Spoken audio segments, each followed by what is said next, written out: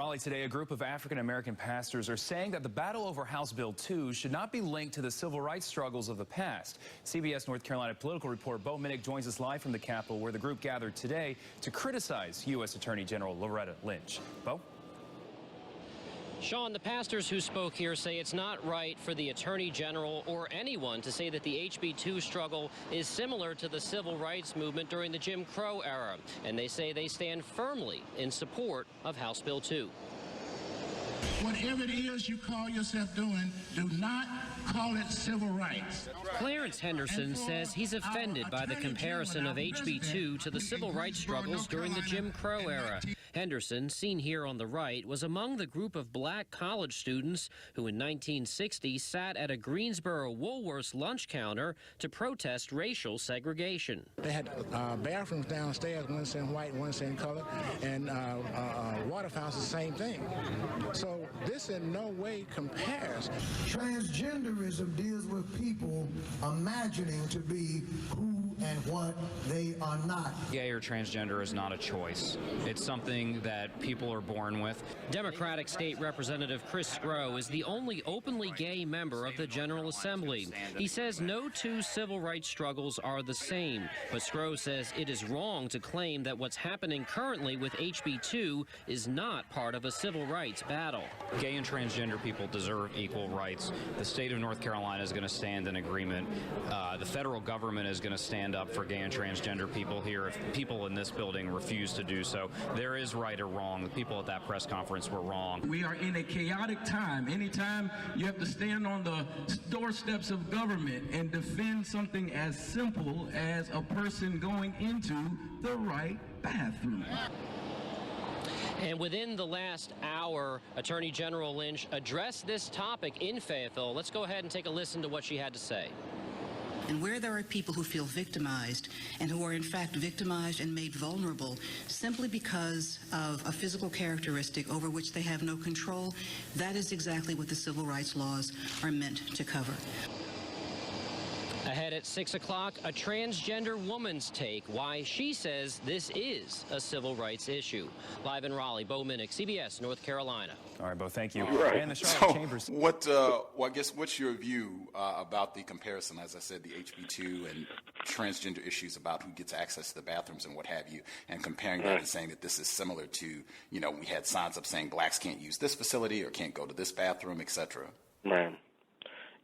Look, I think that anytime there's discrimination, be it against women, same-sex couples, now trans peoples, it's compared to black people, right? So when they were going through same-sex marriage, it was compared to black people and anti-miscegenation laws, right?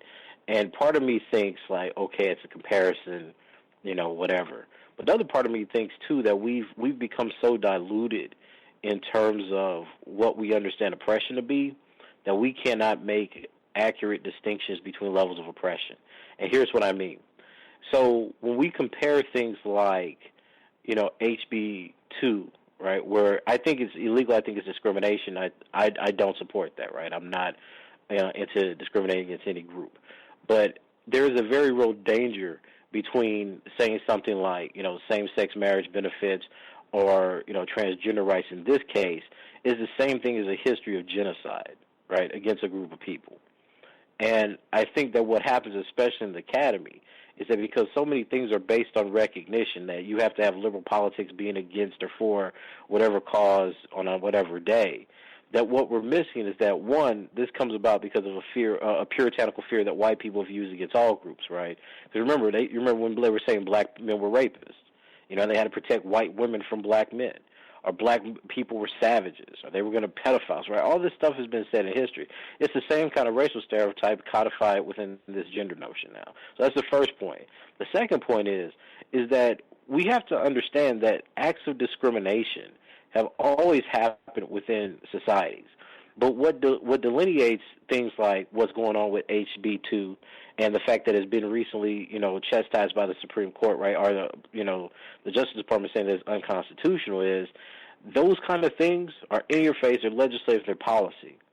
We're undergoing a very real reality where poor black people, men and women, are being killed. And nobody's making the argument that dead black people in the 21st century is a violation of their due process or their 14th Amendment, right? That's the difference.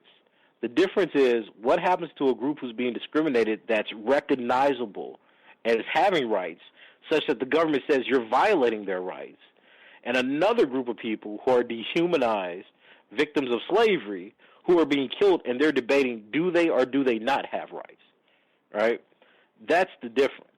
So I think that if you make the comparison on the basis of discrimination, is it discriminatory in the sense that it's segregationist? Yes. Is it discriminatory and racist or oppressive to the same extent that you still have the people that fought against segregation being actively killed, in jail or by the police or in society by white vigilantes the same way? No, right? And those are two vastly important scopes of history and magnitude that have to be considered in these kinds of conversations. Do you get any pushback in the academy or anyone else saying, hey, Dr. Curry, that's just oppression Olympics there, man. Hey, oppression is oppression. You can't be judging levels of treatment. Yeah, I mean, I have a real funny story about that. So I always tell liberals that, people are constantly saying we shouldn't play the oppression Olympics, but they're always going for the gold, because what you find is groups say that constantly, especially with the work I do on black men. They're like, we shouldn't play the oppression Olympics. All groups are oppressed. And I'm like, yeah, but that's just not the case, right? You don't sit down and say, there are 850,000 black men in jail, and we shouldn't be concerned about that because there's 210,000 women in jail. And if you say that you're not supposed to care about these 215,000 when you have these 800,000 black men, then that's oppression Olympics. Then yet again, I'm saying, what is the scope of the argument? So when you tell someone all oppression is the same, are you suggesting that someone who is denied, say, same partner benefits is the same as people who are being systematically murdered and victims of genocide? So even like when you think about our reaction to Boko Haram, we were so interested, and we should be concerned, but we were so focused on the women that were taken that we completely missed all the young boys who were completely slaughtered, the men and boys who were completely slaughtered. So how do we even comprehend that reality? Like, there are people who are no longer existing anymore, and we're saying that you can't compare death to discrimination?